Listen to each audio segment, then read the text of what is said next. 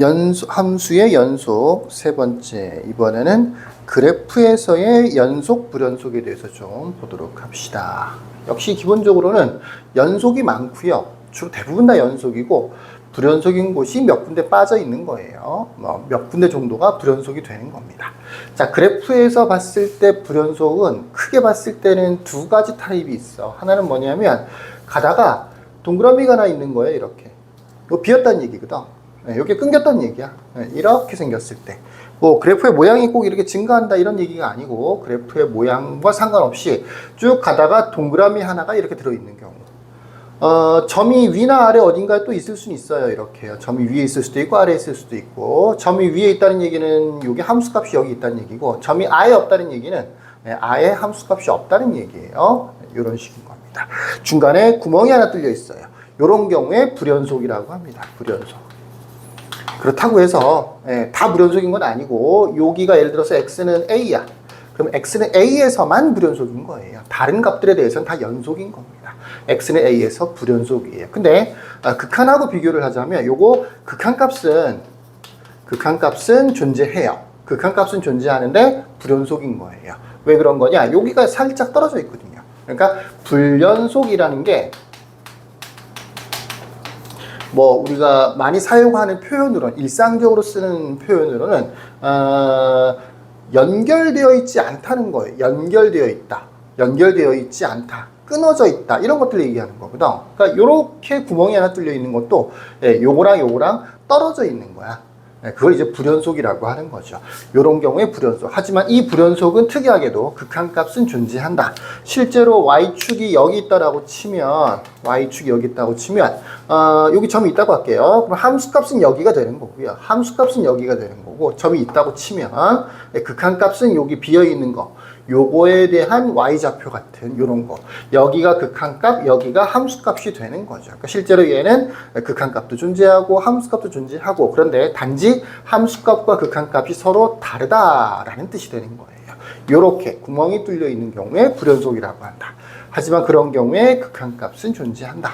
보통 어떻게 많이 물어보느냐면 다음 중 불연속인 곳은 몇 개고 극한값이 존재하지 않는 곳은 몇 개냐, 이렇게 보통 물어본단 말이야. 그래서 극한값에 대해서 다시 한번 기억해 주셔야 돼요.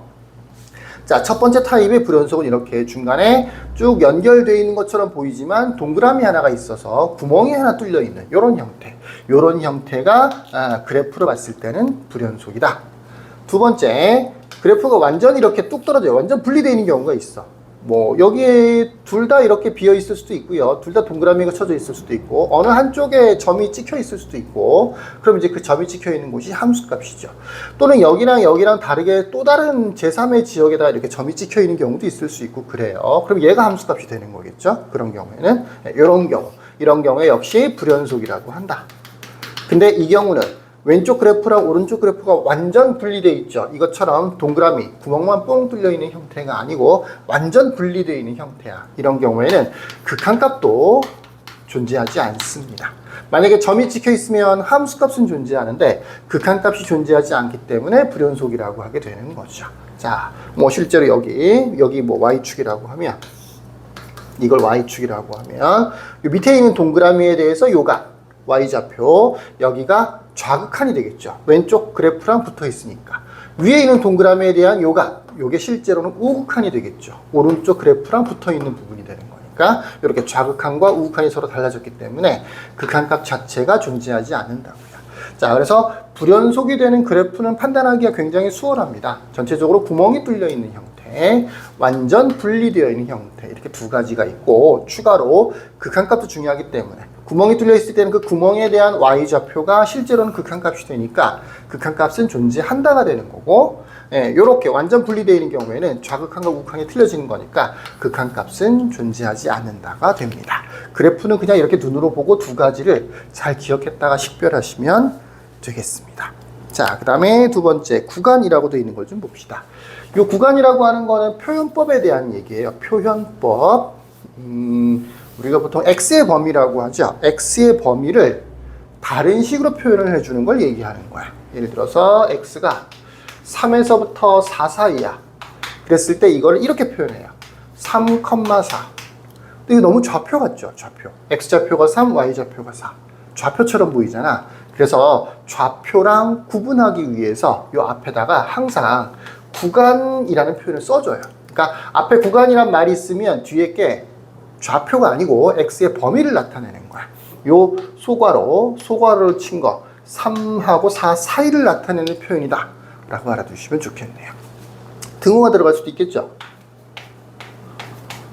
이렇게요. 3쪽에 등호가 붙어 있네요. 이랬을 때는 구간이란 말을 쓰고 앞을 이렇게 박스괄호, 대괄호죠. 3, 4 이렇게 등호가 포함되어 있는 부등식에서는 이렇게 박스괄호로 구간을 표시해 준다.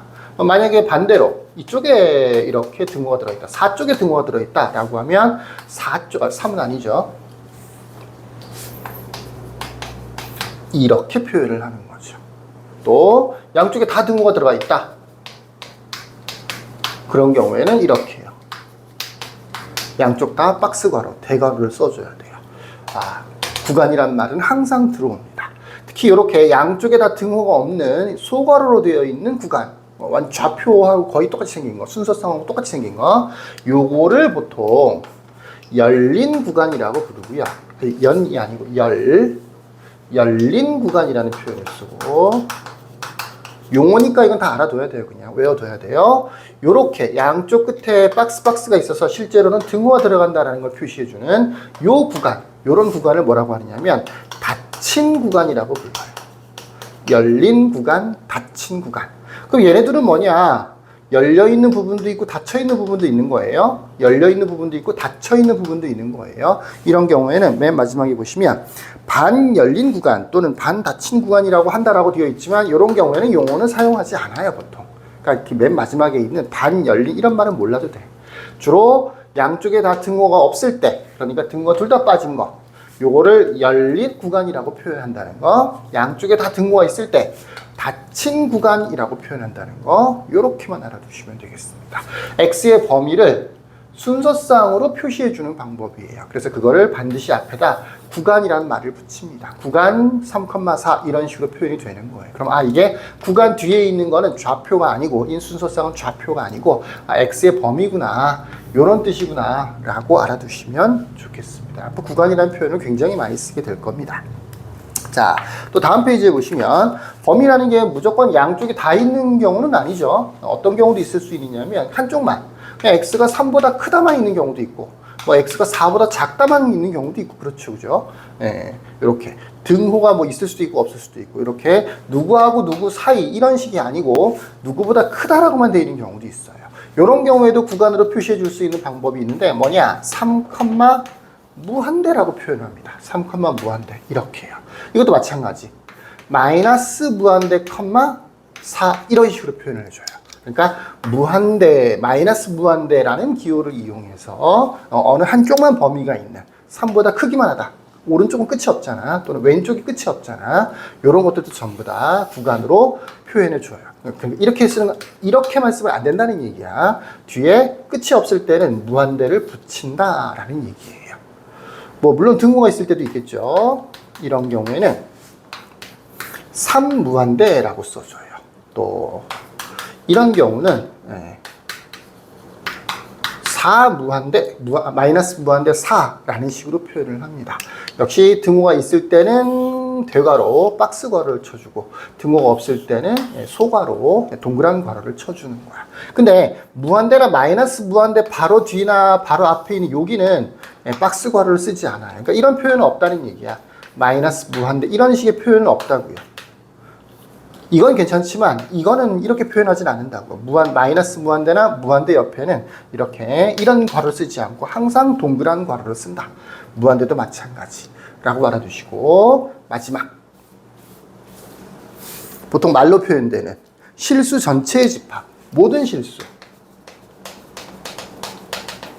또는 실수 전체의 집합, 이거는 구간으로 어떻게 표시해 주느냐, 이렇게요.